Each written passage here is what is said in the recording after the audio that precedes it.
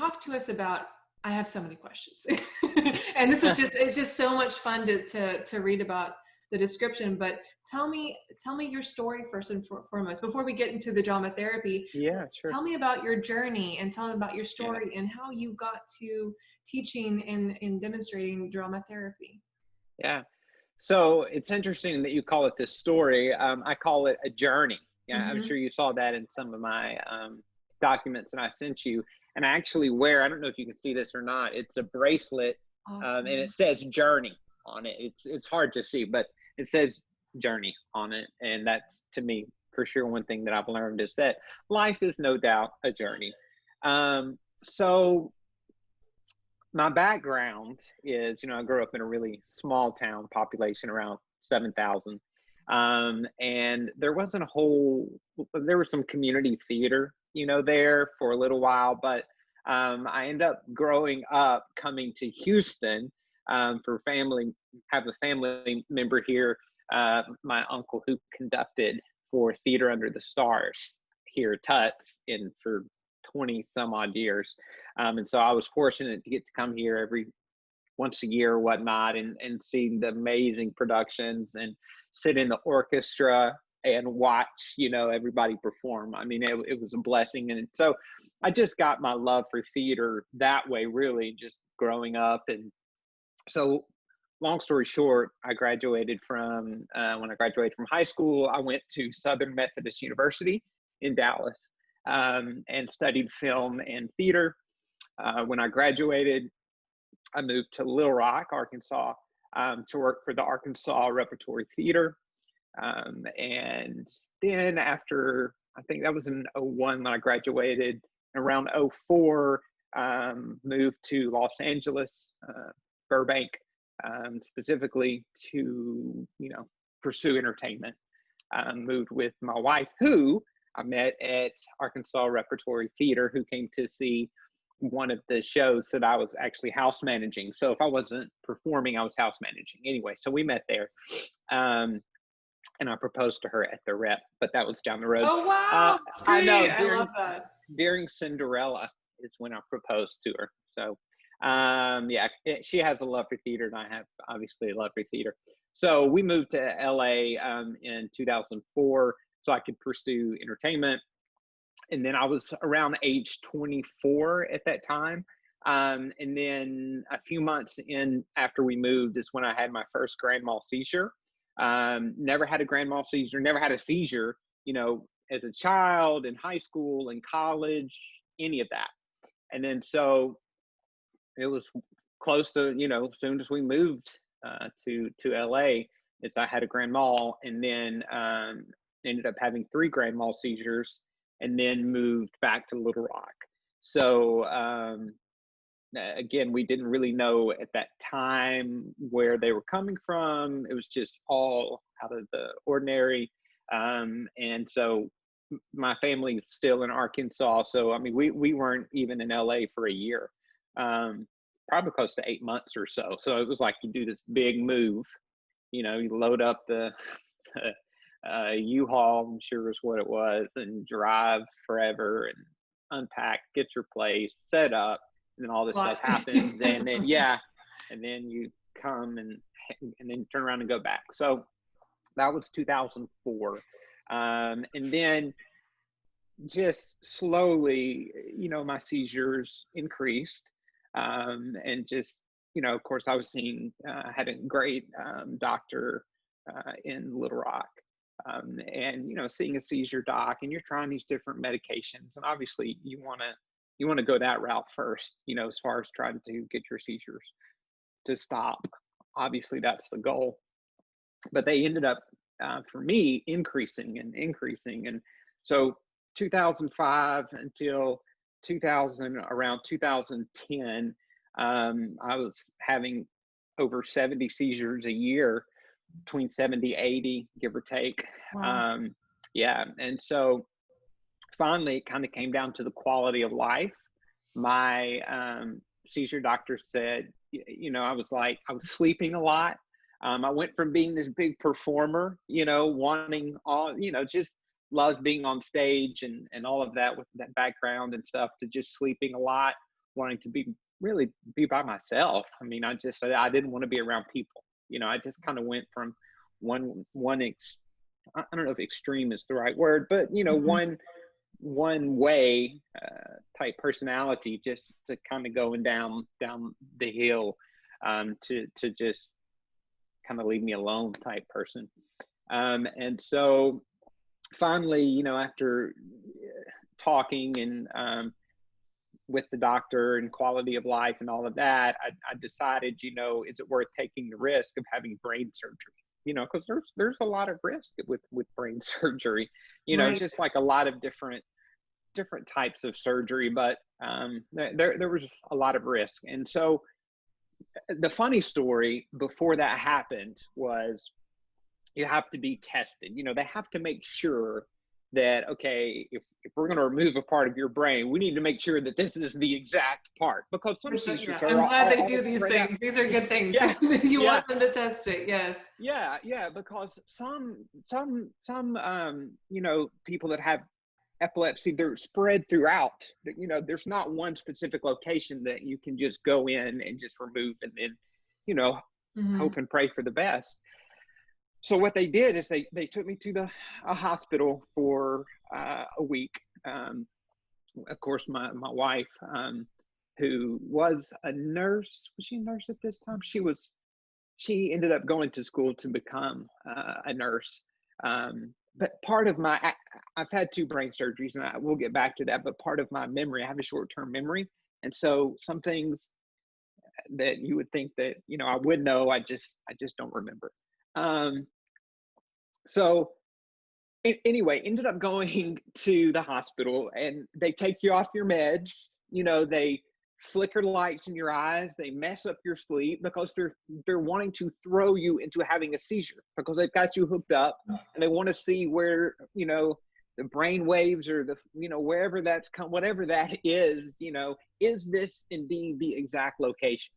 Right. Before we try to remove it. So, come by the end of the week, I still hadn't had any seizures, even though all of this stuff they'd been doing. And this was at Baptist Hospital in Little Rock. So finally I said, if you get me some alcohol, I'll have a seizure. Yeah. Because I knew by that point, you kind of learn what throws you into a seizure. And I learned that drinking alcohol would cause me into having a seizure. Oh, wow. And of course, yeah. So of course I gave that up. That was, I don't care how good the beer tasted. It wasn't worth, having a seizure. So, but I told him, I said, if you can get me one, I'll have a seizure. And so it was a Baptist hospital. And so they had to go through the priest. They had to go, through the preacher, whatever you want to call them. They had to go through. Oh man, I'm sure you rose a lot of red flags that day. Yeah. And so they went through the right process. They asked me what I wanted. I told them a pear cider. I remember it to this day, talking about things you can remember and things you can't. I can remember I said, I want a pear cider. It's just something that I liked. So anyway, they ended up, it's like the last day, they brought me a pear cider, threw me into a seizure. They were able to record what they needed to record. And so after that point, it was, okay, we know where it is. We know what, we can remove it. And of course it came down to us for making the decision. I said, yep, let's do it. So 2011, it's when I had my first brain surgery. And they removed what I think the majority of what it was, but it was so small, and it was in my front left temporal lobe. But it was just so small that, it's referred to as a lesion. So there wasn't like any kind of official diagnoses, I think. I mean, it's not like a benign tumor or anything like that. It was just, to my understanding, being called a lesion, it was just kind of unidentifiable. And so I continued, the healing process. I mean, after 6 months, I started working part-time. I was starting to run again. I mean, I'm an avid runner. I love to run. Ran 5 miles this morning, by the way. So I love to run.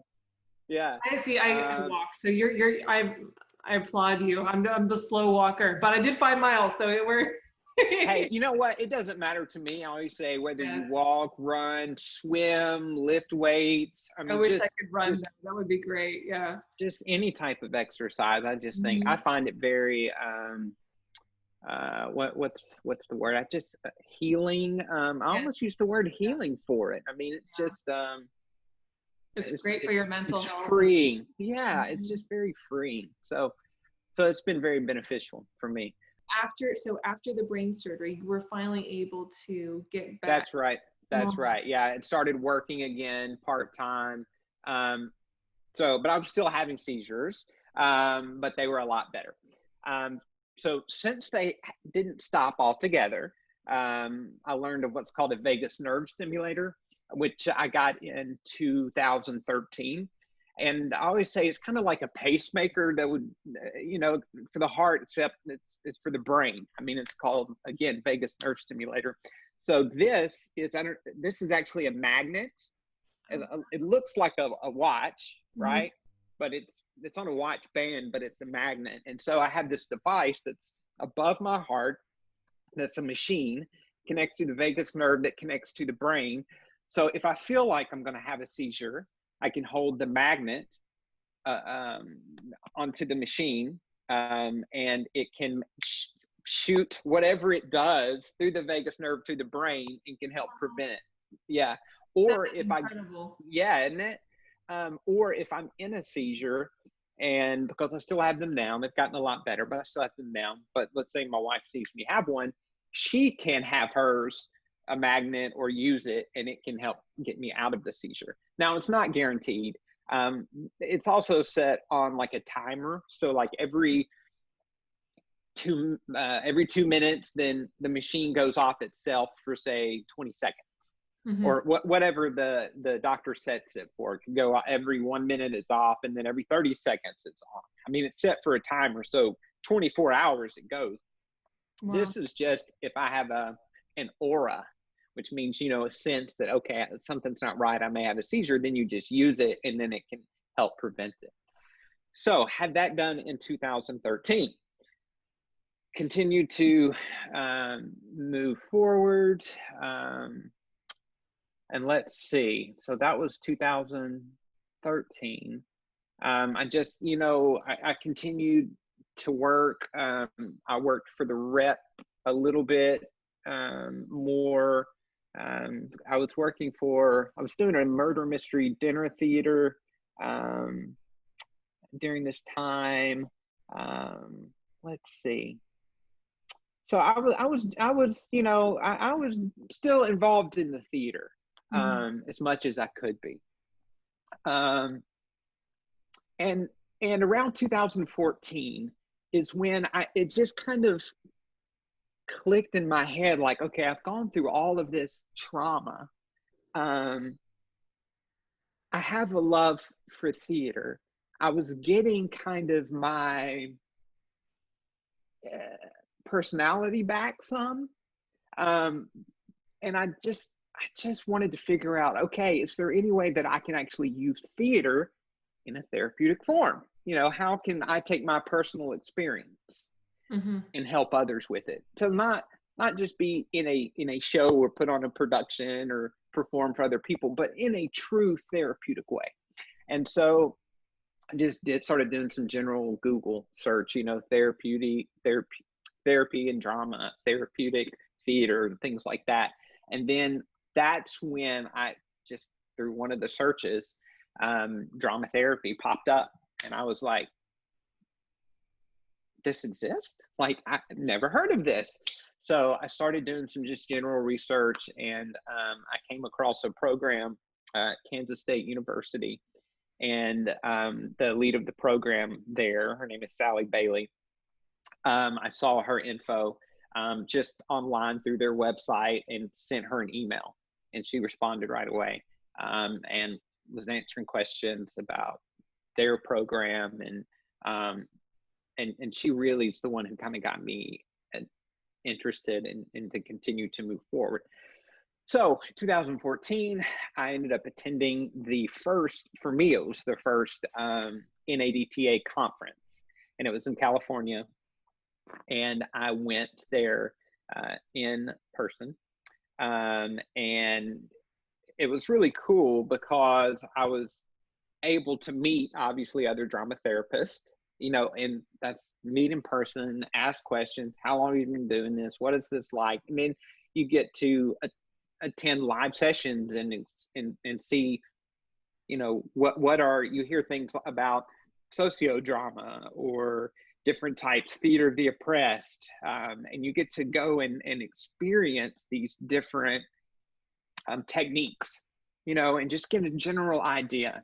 And then so after that, I was like, I'm in. What do I need to do? I really want to pursue it. And so I enrolled in the KSU program, and 2014 to 2017. And some classes I could take online. My wife and I were still living in Little Rock at this time. And so I had to take counseling courses, because to become a registered drama therapist, you have to have a master's, you have to have psychology training, as well as some theater classes and training and that sort of thing, because there's a combination of the two. And then you have to have so many clinical hours and things as well. So, I mean, it's a process to become a registered drama therapist. So I would take a lot of my therapy-based abnormal psychology, group therapy, a lot of those sort of things in Little Rock, where Regina, my wife, and I were living at the time. And then I could take some classes online at Kansas State, and then some during the summer. I would have to go there, for intensive courses and stay there. I did that for every summer while I was there, and it was just it was a process, but I had a lot of support, and I was very fortunate to do that. And then so during all of this time, my wife, she worked for Arkansas Children's Hospital in the burn unit. She worked with burn survivors. Yeah, an amazing woman. Hard worker. Heart of gold. Whenever, I can't imagine that. I know all of the patients that they get through it. Yeah. And meanwhile, she was also dealing with me. I mean, that was a tough thing. I could only imagine from her standpoint. You go to where you're working with these people who have, talking about trauma, such severe burns, and then you come home and you have a husband who has epilepsy still, who's had already a brain surgery, a vagus nerve stimulator, still has seizures. I mean, I just couldn't imagine what it's like in her shoes, even to this day.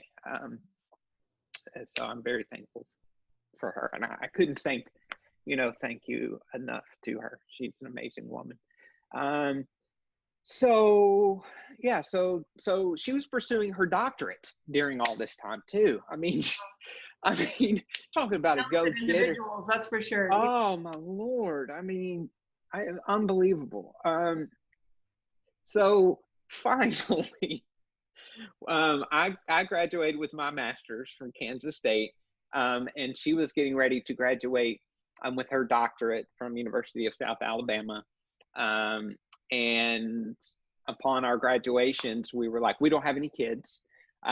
So we were just kind of like, okay, if we're going to move at this time, now's a good time, before she gets kind of established in kind of a new role. And I had established working with some patients and clients in Little Rock in drama therapy. I was working for an inpatient hospital for adolescents with pretty severe emotional, sexual, physical abuse. And they were in this program for 30, 60, 90, 120 days. And so I was going into the hospital and holding drama therapy sessions with them. I was also working with Easter Seals of Arkansas in Little Rock, which was awesome. Another independent case management was another place. Burn survivors, I was working with them from the Children's Hospital when Regina was working there and all of that. But we knew that Houston had a great medical center, Yes. so we were like with her, having that opportunity. And then she has a sister, a brother-in-law that live here in Houston. And we would come up here, once a year or so to see them, or, they would come to Houston, etc. So we also thought, okay, now's a good time where we could come and move here and, be with her family, because mine's from Arkansas, and her family lives here, a lot of medical opportunities, etc. So we finally decided, okay, if we're going to do it, let's do it.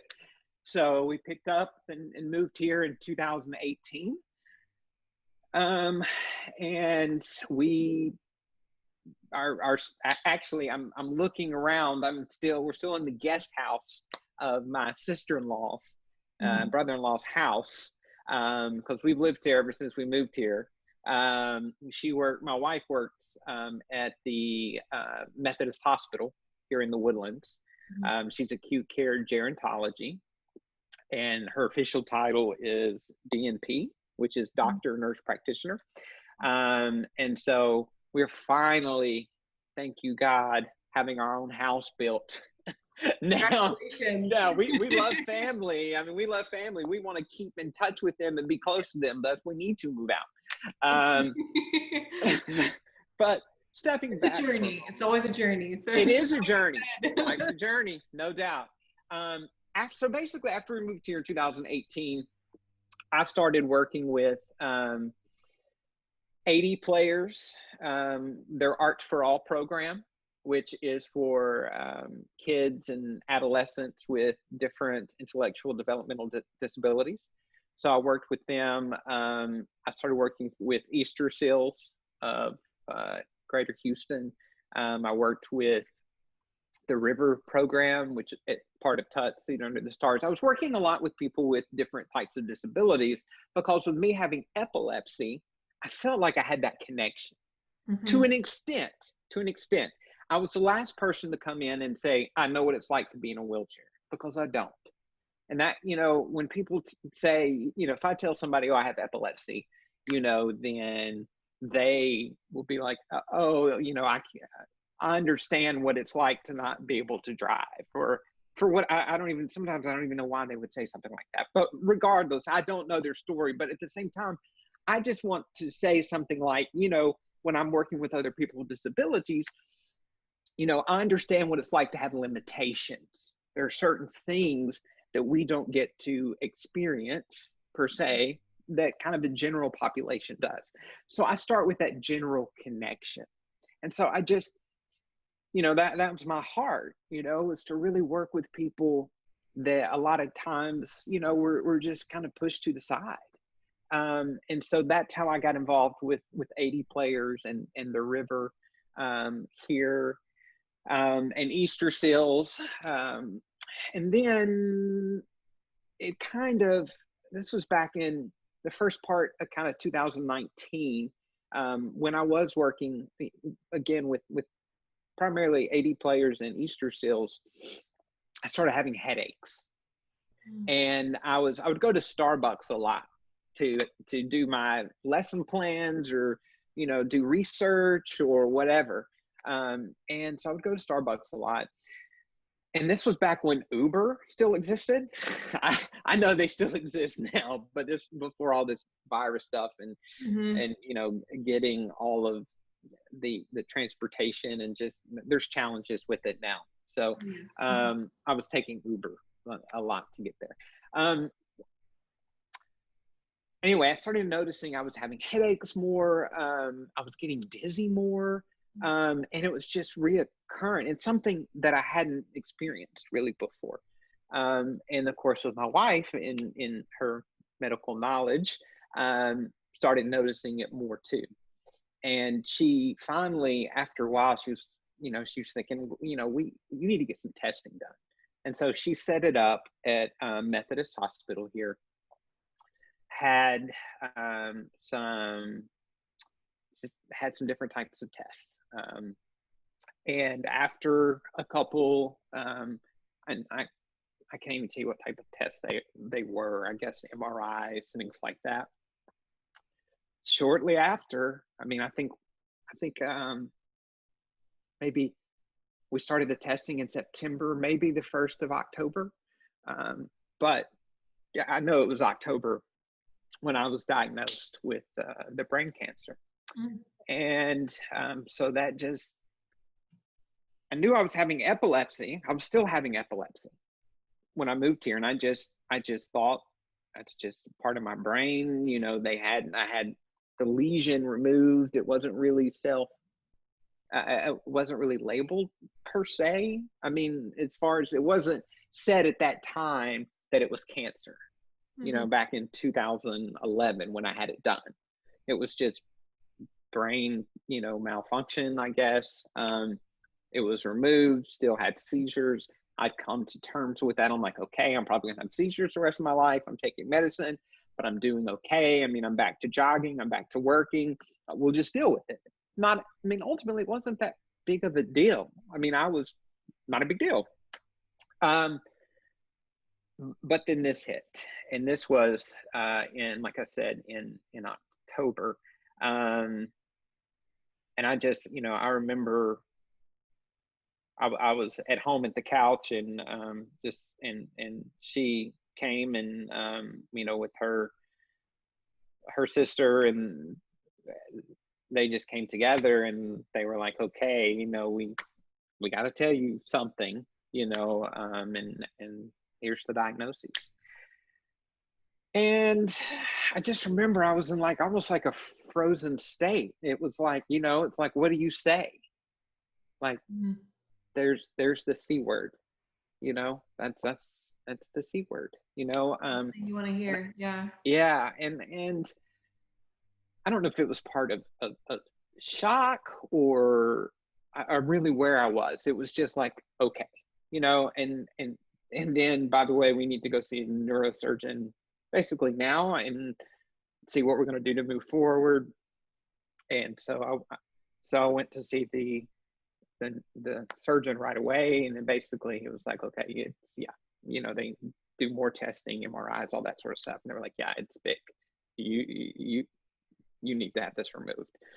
And so brain surgery was set up again for November. You know, of course, I've been so blessed. I've had so many family members and support throughout the whole time, and prayer cards being sent to me. So crucial, so crucial. And oh yeah, just the support. It was unbelievable. I mean, unbelievable.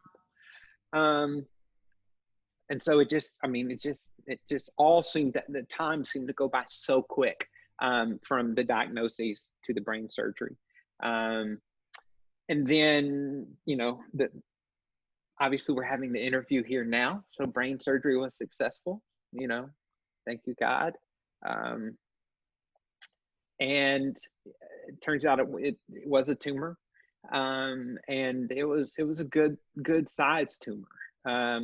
They're thinking that they removed it all.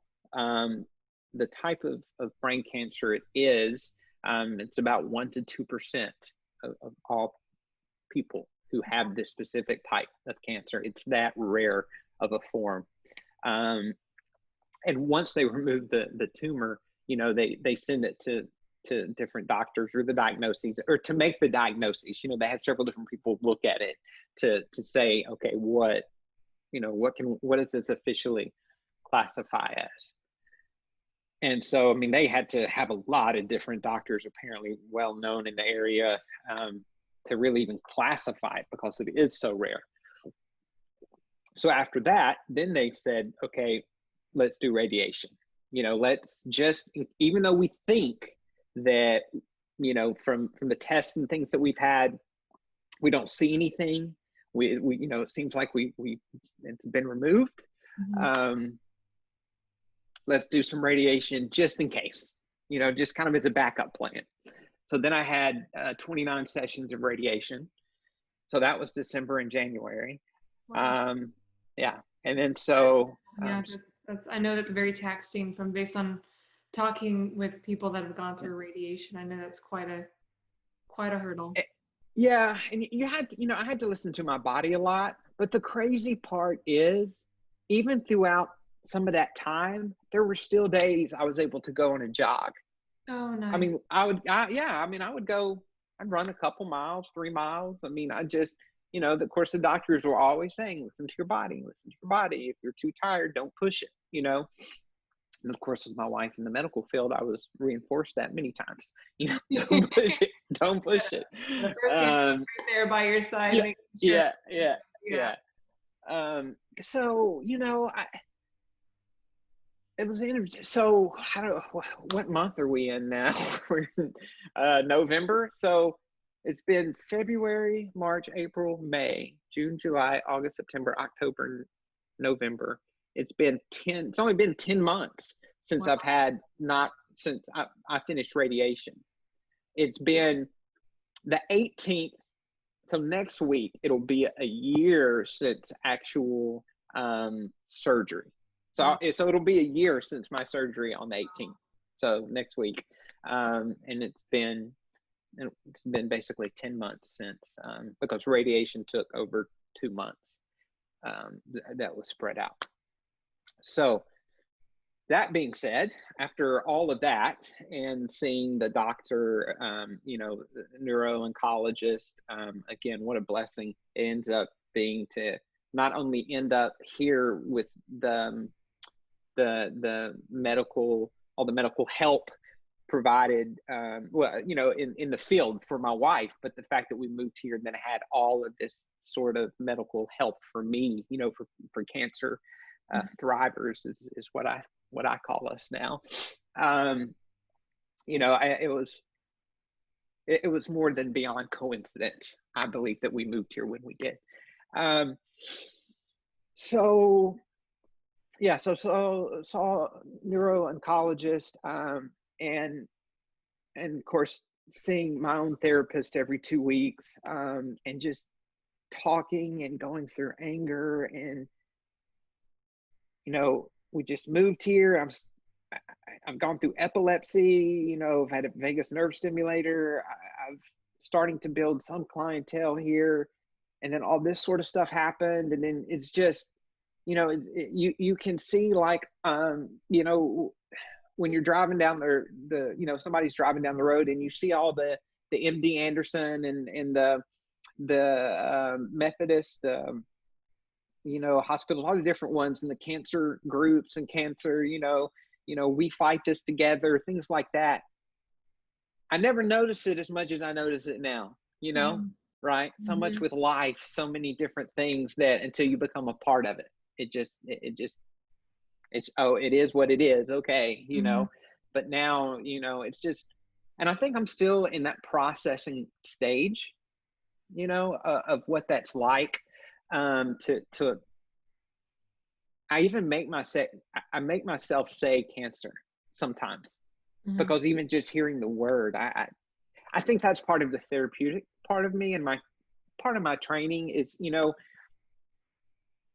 kind of practice what you preach. This may be uncomfortable, but I want to, if I'm going to help someone else work with some things that are uncomfortable in their lives, then it would be good for me to apply that to my own, right? So cancer, yeah. It's a tough word. But that's also when I started, when I learned of my first cancer support group, which is through Methodist, and it's the Houston Methodist Cancer Support Group. And of course, I learned of that through my wife and where she works, and attended that. And it was the first time I was really in a group of other people who had cancers and different types of cancers. And, I've been to plenty of epilepsy support groups. I knew what that was like, so going and getting to experience this, kind of with other people that was experiencing, the kind of the different, even though they were different parts of their body, just different feelings and different emotions. And, you say, oh, the C word, and they're all like, yeah, I know that. I've had those thoughts and the challenges and all of that. So that was helpful. Then I learned of Canopy, that just in the hospital, Memorial Hermann, that again, just trying to go online, just find some other support areas in the Woodlands. And so once I get my energy and things going and they start rising again, then I can be, okay, a seeker, almost like I'm trying to go and find, who are some other places, who are some other people I can be with, or some other locations I can go hang out with, where can I start building just not work connections, but friendships and other people who are experiencing the same thing, that I am. And so that's where I saw the Canopy, went and walked through it and was blown away. Just the love and the support and all of the resources, my Lord, and their calendar of events, and from their yoga, I think Tai Chi, I think, is one. I mean, it's just, yeah. And they have doctors that come and talk about eating habits, and just staying healthy. And I mean, and again, you're in an environment where I felt 100% welcome. Like, come and get some coffee, and if you want to just chill out and talk, then chill out and talk. I mean, I felt that. I felt the warmth, and I was again around other people with similar challenges, maybe different parts of their body, but I mean, we understand what it's like now to fall into the C word category, and it's just it's really inspiring when you're around other people who you have that connection with, I mean, who really, and people who have been experiencing it a lot longer, and they say, hey, we've been cancer free for 20 years, and that's encouraging, being around people that have been through kind of different phases and different things like that. And you start to realize, you're not alone. So I started attending some of the different workshops, and met, of course, Amanda throughout the process. And I was attending an art therapy session, and still go when I can. That's an amazing program. Love it. Man, I've had the opportunity to interview the teacher and really go to even the art show. I mean, it is just an amazing program, an expressive and creative it is program, and so it's incredible. Yep. And so that's been the way I was able to go through my creativity.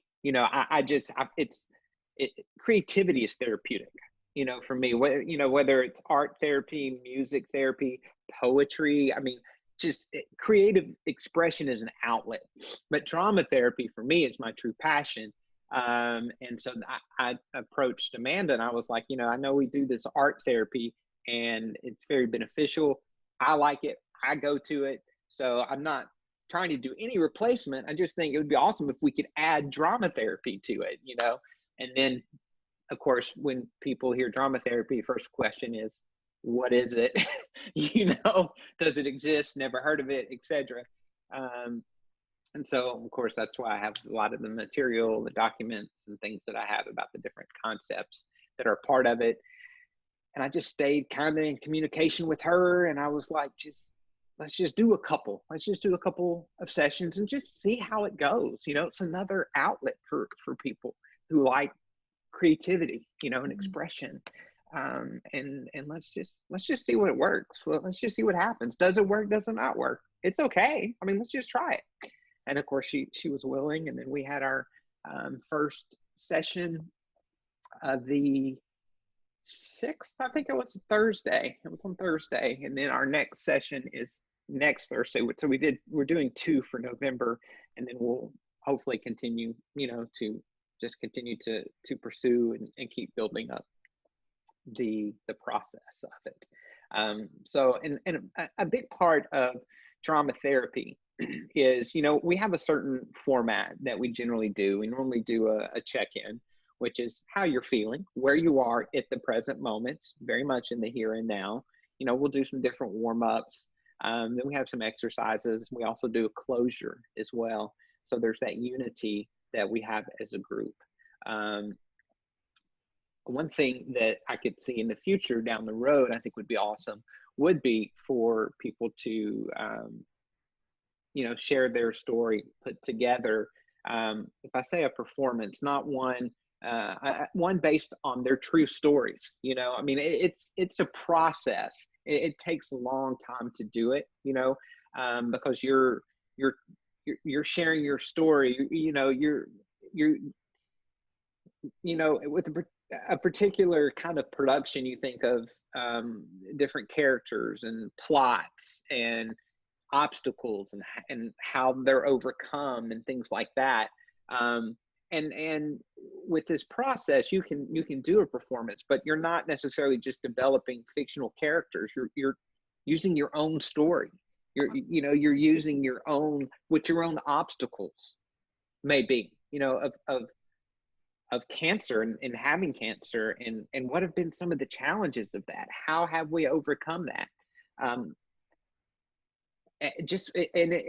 They determine it. You know, it's not pre-written. That's an awesome thing about drama therapy, is if you're developing your own story, it's not pre-written. I'm not giving you a script. I'm not giving you a script. You're developing it. Wow. You know, it's your life story. That's a big difference than, you know, ordering a script or a play online and memorizing and things like that, your lines and performance, which is great.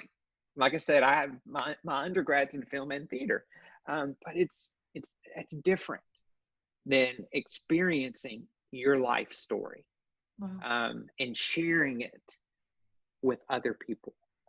It takes a lot of strength, of inner strength, to do that.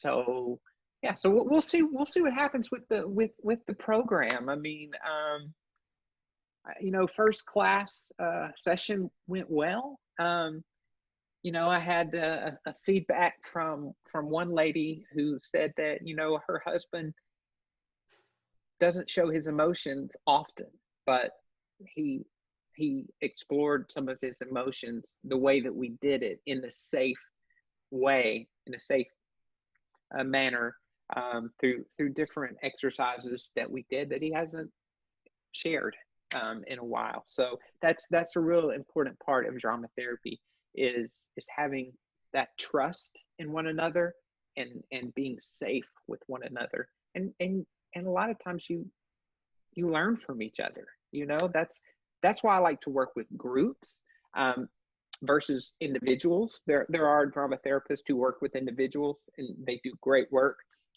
I like to work specifically with groups, because, you know, you have in smaller groups, you know, 10 people or less, because you may be exploring the same subject, but you're seeing different out views, you know. And part of the drama therapy group is the processing, like I said. So, you know, we're, after doing an exercise, you know, we're coming together and we're talking about it. So it's not just talk. It's not like a traditional kind of one-on-one talk-based therapy. We're bringing it to life. We're bringing it from the inner self to the outer self, you know. So share about one of the exercises. So, Yeah. I mean, I'm trying to kind of visualize it and give people a picture about, especially those who maybe have never done, you know, drama, or never been in the theater. Like, what Yeah, can sure. someone expect maybe one of the exercises? Do they kind of share their own story by Sure. themselves, or they kind of collaborate together? Or? Well, one thing that we did was sculpting in our first, you know, on the 6th, I think it was. And so, you know, I asked the group, you know, this week, what are some, you know, we did our check-in, so we used scarves. And, you know, you chose a scarf based off of, again, how you're feeling right now, but you can choose, you could choose a solid scarf. You know, maybe it's solid purple because maybe you love the color purple and you're feeling great right now, and so you're happy and you're just glad to be here. So maybe that's what you choose. But there are a lot of scarves, and maybe you choose one with a lot of a different pattern to it. And maybe that represents you've got a lot of thoughts going on right now, and they're just everywhere, and you're having a hard time just focusing right now. So all the different different patterns. And some scarves have, they're made of different material. And so just even by how it feels, how the material feels, maybe something feels a little rough to you. And they say, yeah, I've been kind of, I see that I don't know if angry is the right word, but I just irritated. Like right now, somebody says something and I get irritated, and they're feeling that, and this roughness, it's amazing to see what people can get out of, a scarf. Mm-hmm. So that's kind of a check-in, that we do. Since it was a new group, I had them also, with your name, write a name tag. But my name is Peyton, so I gave as an example, think of a word that describes part of your personality. Not how you're feeling right now, but a part of who you are, and have it start with the same letter. So for me, I was present Peyton, because I was focusing, part of my personality is I try to focus on the present, in the here and now. And then of course it's new group, so you're getting to help remember each other's names. So that's why we did the name tag. But the check-in part was the scarf.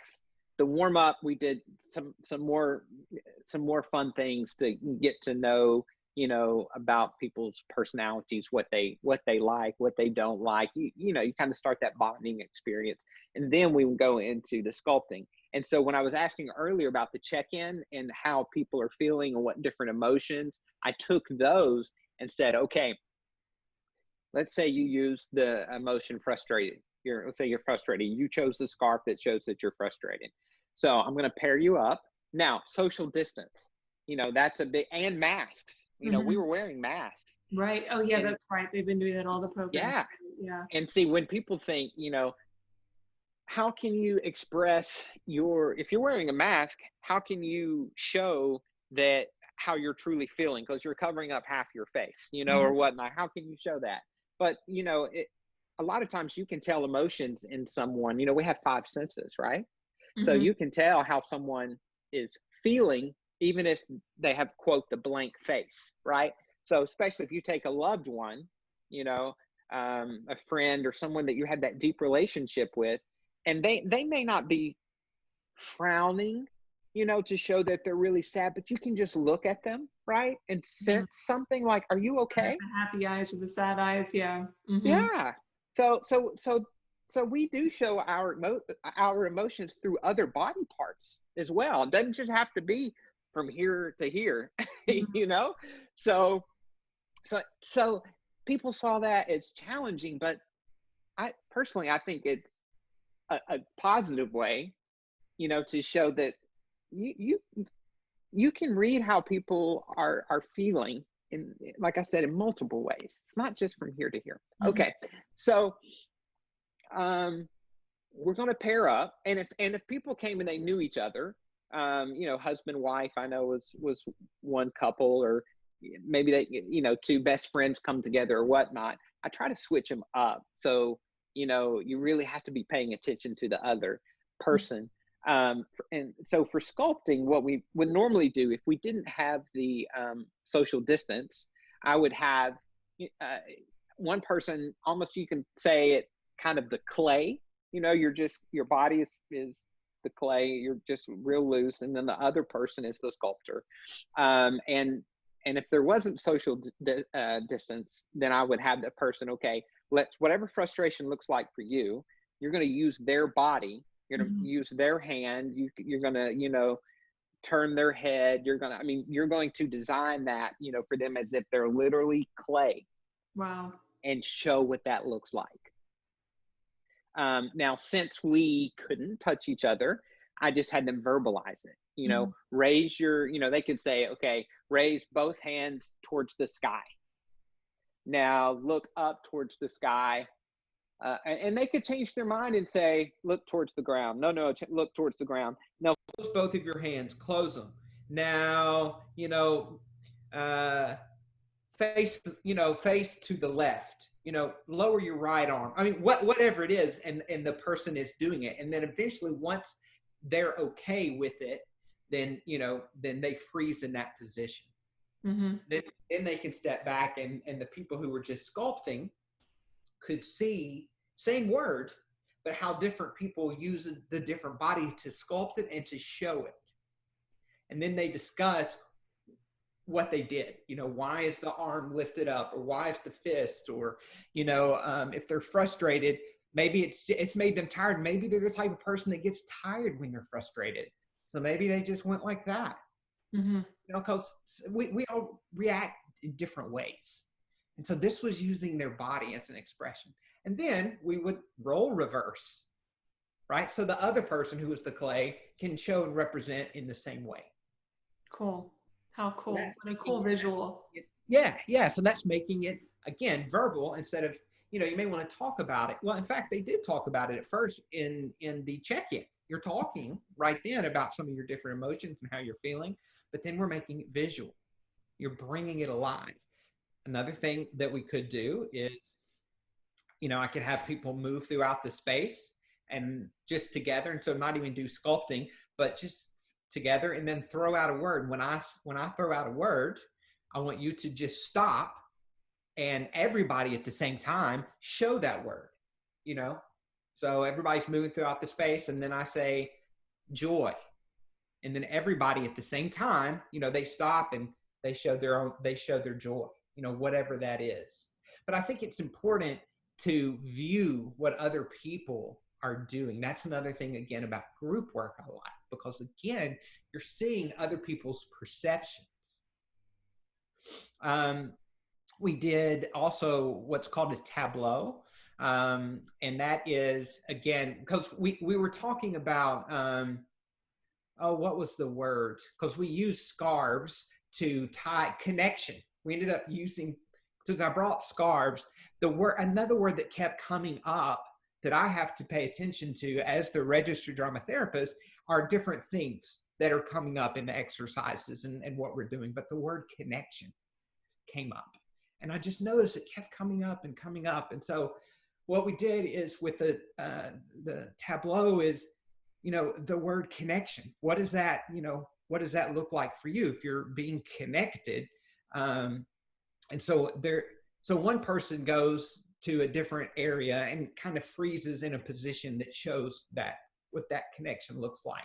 Mm-hmm. And then another person that's in there goes and joins them in some form, fashion, what it looks like to them. And then another person goes in and what it looks like to them. And you're like a sculpture. Again, you're like a group sculpture overall representing it. Again, you have to keep social distance. So it's a little bit spread out. If there wasn't social distance and there was safety among the group, mm-hmm. then, you could be intertwined.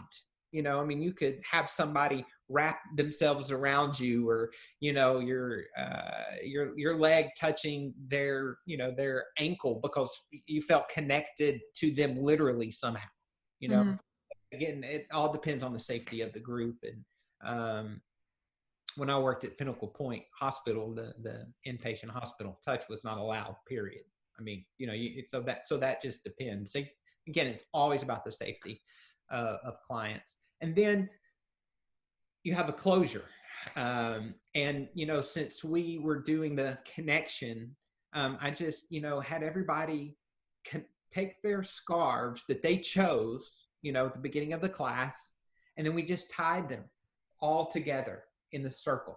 Oh, wow. Everyone said connected. And closure of the course, of the session. So it's so interactive. It's not, there's so many different exercises you can do in sculpting and mirroring and just so many different techniques that brings out the expression. It just takes out some things that a lot of times that are so deep that just, talking can kind of bring them up a little bit. But as you start the movement with them, that's when a lot of times things that are so buried can just really come out. And catharsis, right? That's the word. Release of emotion. You're releasing it. It's almost like expressing it in the creative way of your hands and, actual physicality. It's almost like a kind of healing process, and definitely therapy, obviously. And so, yeah. That's amazing. What have you seen? In working with clients in groups like at Canopy and stuff like that, what have you seen over time, or just even after maybe after one session, or after over time multiple sessions? What have you seen patients go through after they've done a course or a program like drama therapy? Sure. You know,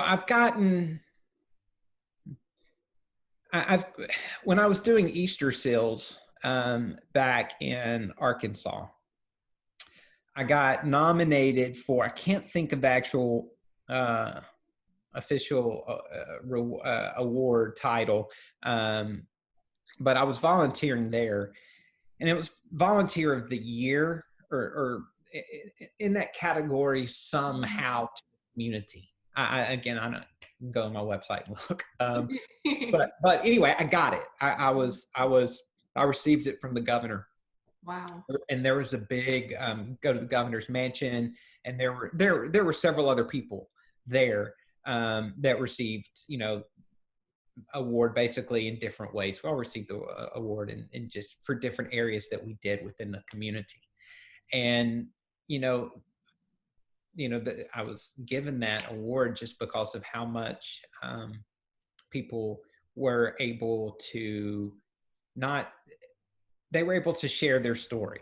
They were able to, like with Easter Seals, we did one where the show, the performance that they developed on their own was based on being bullied for having a disability of some form. And so, you know, we would interact with different characters, but and different subjects, and you know, because you can be bullied in different ways. I mean, there are people obviously in wheelchairs. There are people that aren't in wheelchairs, but you know, they may have what's the word that what is the word I'm thinking of? Not intellectual. There's another word it can't come to mind right now, but there's such a variety of different forms, different types of disabilities. Autism. Sorry, it took me a minute. You know, so you may not be in a wheelchair, but you're autistic. You have different expressions that maybe a lot of people just don't understand, you know. And so we're sharing that they were able to take these type of challenges that they get from the outer world, so to speak, you know, and base it off of what they've experienced and share it, you know, and not be, oh, don't say that because it's going to hurt so-and-so's feelings. No, I want you to share it. What are some things that you experience? What is it like to have autism and be bullied because of it, you know? So they created their own story based off of things that they've that they've experienced. And then we performed it. They performed it for everyone that attended the Easter Seals, the wellness and training program, and just having that, being able to bring that, to use their body to tell their story based off of their experience, not be, you know, not just because they were trained to say a certain way, or whenever, for example, another show that I did with Easter Seals, a performance based through drama therapy, is they created a show based off of, they wanted the Arkansas Razorbacks to play the Dallas Cowboys. So you got a college team and a pro team, right? So you could be thinking, okay, we're not going to do that because that's not how it works. For me, you know, one of my thoughts is yes and. So, okay, you want that to happen? How are we going to make it happen? Okay, this is your idea. So instead of being someone that says, nope, not going to do it, I want you to use your imagination even more. Take your freedom even more. Because if I ask them, like, again, this is kind of going back to Easter Seals, you want to play the Razorbacks, what is it? Let's pretend like we're going to do a scene, and you're going to play a Razorback quarterback, and then this person's going to play the Dallas quarterback. Okay, ready, go. They a lot of times they didn't know what to do, and they would, if I said, okay, you get down and act like a quarterback like this, then they would copy me. They would do what I asked them to. But that was the whole point. They're so used to being told when to eat, being told when to go to the bathroom, being helped to go to the bathroom, which is needed. So I'm not saying any of those things are wrong. Mm-hmm. Being told what how to dress, what to wear. So they're used to being told what to do all the time. So when you provide them that freedom, it's like, no, you do it for me and then I'll copy it. No, we're not going to. That's where the change comes in. Mm-hmm. You see what I'm saying? So it's the same way. And that's just a big part of drama therapy. It's not me holding this up and saying, okay, here's what we're going to learn today, or here's what we're going to talk about. Here are my plans. It's let's come up with our own, we can come up with our own topic. Drama therapy pie. This talks about, I was looking through some of this information. Talks about fictional, non-fictional work, verbal expression, visual expression. I mean, I can look on that if I want to. I may get some ideas on how to do that, but then I would say, okay, what does verbal expression look like to you? What does visual expression look like to you? I'm not going to put those things in your mouth and have you copy me. Freedom. That's just, freedom is one of my words. And I always, when I'm leading a class, I say, look, this is an offering. I'm offering you this exercise, mm-hmm. presenting it as a gift. I'm not here to force you to do it. And that's the thing. If it turns around, like I come up with a lesson plan with an exercise or something that I have an idea we want to do, but if it turns up and goes a completely different route, that's okay. That's where a lot of improvisation part comes in that they teach you as a drama therapist. And it's so amazing that, like, the patients and the people to just be able to express those kind of maybe suppressed feelings that they've never let out before, and be able to do things that they've maybe really haven't even thought they would do before, and even not, completely no theater background at all, and be able to just kind of get up and express their feelings in a whole different way. It definitely must come with, a new sense of freedom. And that's, yeah. I mean, I can sense myself even getting more excited as we talk about it, because it opens doors, and can open doors to true healing. Like I said, even with, when I worked with burn survivors through Children's Hospital back in Little Rock. I mean, one thing we did is we did masks. So, there's certain material to where you can literally, you kind of cut it up into strips. I can't think of what it's called, and you kind of wet it. You can order it online. You get it at Hobby Lobby. You can get it at different mm-hmm. places. But you lay down, you cut it, you get it a little wet, and then you place it over your face and you let it dry. So you gotta have two people, and you'll take it off and let it dry, and they can do the same. So you swap doing that. But once it dries, then you do the outer. What you see on the outside. How do you think that the outer world sees you? And you can paint it, you can draw it, you can express it. And it's amazing, especially people who love even art therapy, how they design it. But then on the inside, how do you see yourself? What is the inner world of you look like versus the exterior world? Mm-hmm.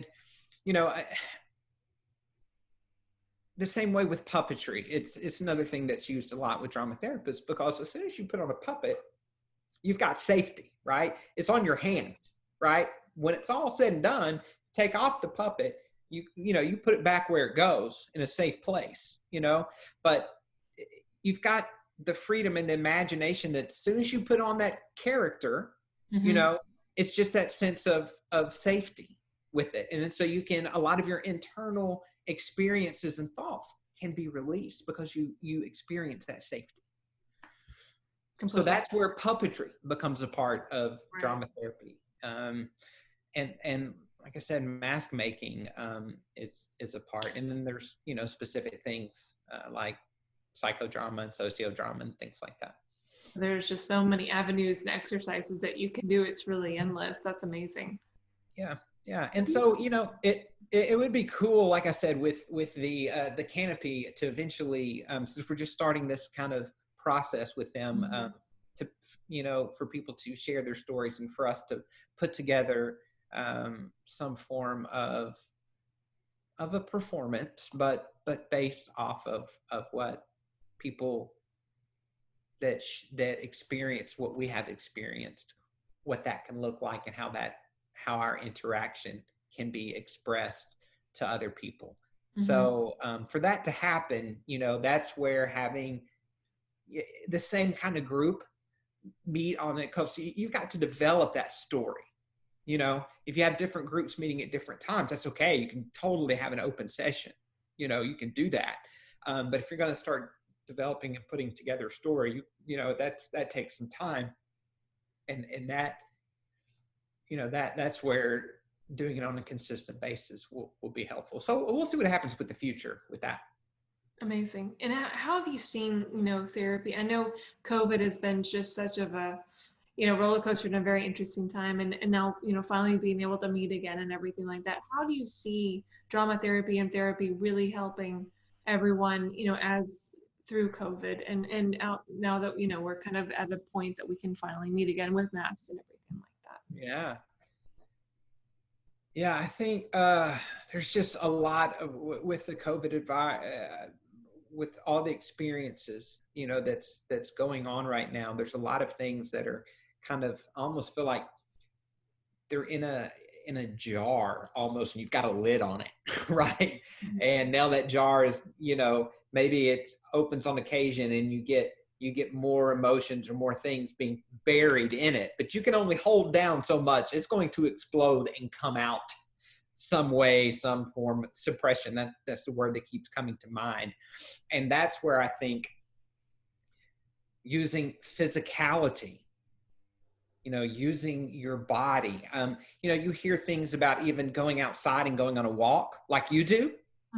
It's important right now, you know. Yeah.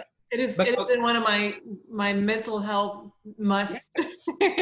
Yes, it is important. It is important. You know, self-care is not the same as being selfish. Not the same. You know, you got to take care of yourself so that you can help other people as well.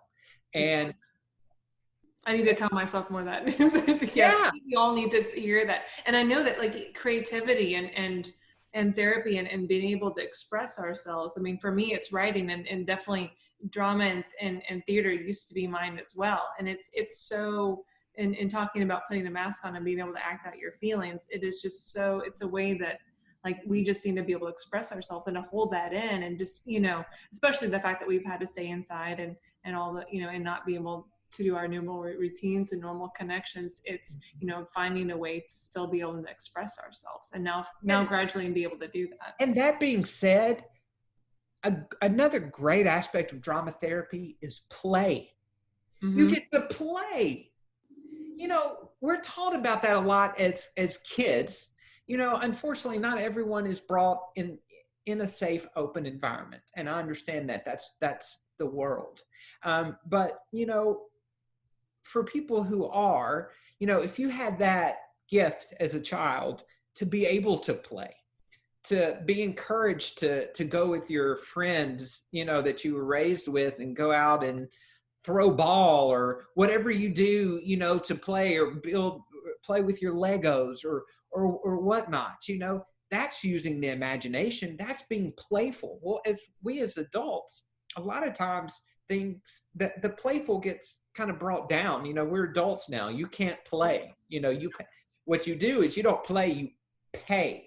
You pay the bills, you know, you pay the price for whatever this is. You know, you work, you do all this sort of stuff, but you can't play. No, that's where part of the freedom and the imagination and the play, like that's just opening up and being able to release just where you are, you know, and even wear costumes or even wear a silly hat. You know, laughter can be very therapeutic. You know, I mean, so when I say play, you know, if I have a group of people and they're adults and we're all in the same room and maybe everybody's really stressed out, and I say, let's move around the room. Okay, now let's all act like we're happy clowns. What is a happy clown? And we're moving around and you're becoming a happy clown. Maybe you don't even like the word clown, but you know, whatever it is, we're playing a different character. You know, maybe just think of a funny, your favorite TV show character that's just a comedian, or you know, think maybe everybody in here is a dog lover or a pet lover. Let's say you're a pet lover. Think of your favorite pet. I don't want you to become that pet. You know, so some people become dogs, some people become cats, some people become birds, whatever it is. It's not the fact that you're acting silly like these sort of things, but you're playing. Mm-hmm. You know, you're getting the freedom. You're getting the, okay, let's get all this stuff that's been in my head. Let's get it out, you know? And even though you may not be thinking that, that's what's really happening when you play. Yes, I think we all need to play more. Yeah, definitely. As adults, we need to be encouraged that, especially, and the freedom that comes with that it's, you know, and it's very healing and it's very needed. And we need to be reminded of that more as adults. Yeah. And, you know, and of course I use, you know, the drama therapy is a good way to play because it is, but even, you know, some people like, you know, maybe you had a favorite game growing up as a kid. Maybe it was Uno's, the card game, or, you know, whatever it is, you have a favorite, go play that with a friend now. You know, that was one of your favorite games, or maybe you did puzzles as a kid and you really loved it, but you haven't had the time to do it now. And, you know, but you really loved it and you found peace in it. And we'll go, you know, go start a puzzle, start a small puzzle. You know, we put so much challenges on ourselves right now, you know, and I think that's where it's hard to experience joy and freedom. And talking about COVID-19, so many of us, of people, you know, you feel trapped, you feel secluded. And yes, there is a part of that, no doubt. But what are some things that are going on around us that maybe you can do now that if you were at the office from 8 a.m. to 6 p.m. that you couldn't do, being in your own home? You know, maybe if doing puzzles, you know, was something that you enjoyed, you know, maybe today while you're at home, take 30 minutes and start on a puzzle. You know, realistically, could you do that if you were at work at a traditional office from 8 to 6 and just take 30 minutes whenever you wanted to or could and just go play a puzzle? I mean, maybe, but think about how much more open it could be at your house if that was something that you really wanted. Mm-hmm.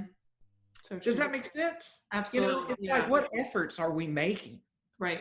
And it's making sure a conscious effort to not just be in the habitual, you know, in our 8 to 6 or whatever routines, and really, you know, incorporate that, just like connection and just like, you know, in therapy and connection and just expressing ourselves and doing the fun things again. It's just so much and so important.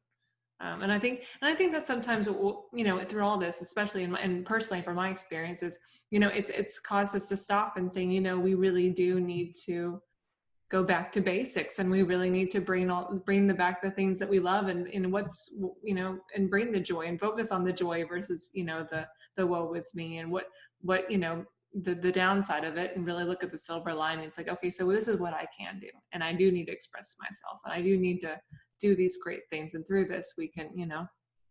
And I think that's where it's important too, though. I have to be careful with me not to do kind of with my personality, it's not doing all or nothing, you know, like I think it's important to acknowledge that, yes, I do feel stuck at home. Yes, this is very frustrating. Yes, it sucks that I was diagnosed with cancer.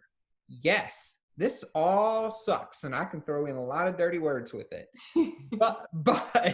but I'm so blessed that I've had good surgery, a second brain surgery. I'm so blessed that I was able to run 5 miles this morning. You know, I'm so blessed that I'm building a relationship with the Canopy and starting drama therapy there. So it's not all or nothing. You know, I think that's part of it. I think I know, at least with my personality, it tends to be, it's easy for me to go to be all or nothing rather than kind of the and.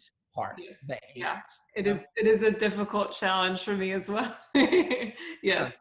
I have to work at that. But I mean, but it's so amazing to hear that like drama therapy is a real program that we can, you know, that people at Canopy Cancer Survivorship Center can have and get together and express themselves and really, I mean, and start that process of really becoming, you know, and expressing themselves and finding their creativeness and really connecting with others like never before.